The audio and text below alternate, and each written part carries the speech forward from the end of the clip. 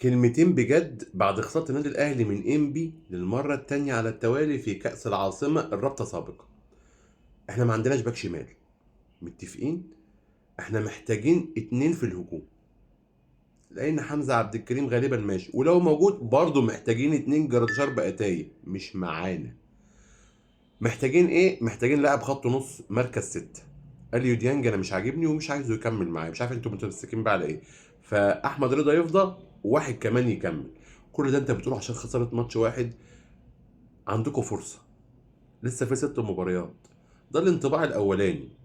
اللعيبه الشباب عندها حميه وعندها جرينتا اكتر بكتير من اللعيبه الاحتياطيه. في لعيبه نازله متعاليه، في لعيبه نازله حمضانه، في لعيبه جوه الزعل ضاعوا ما عادوش عارفين يلاقوا نفسهم زي عمر كمال عبد الواحد.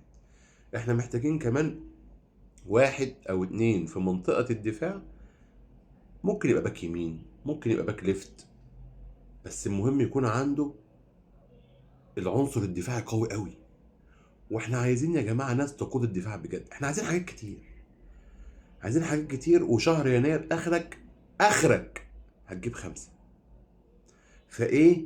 يكونوا 5 سوبر، وفي لعيبة عوالة عايزين نمشيها. 5 6 7، باي باي، شبعوا.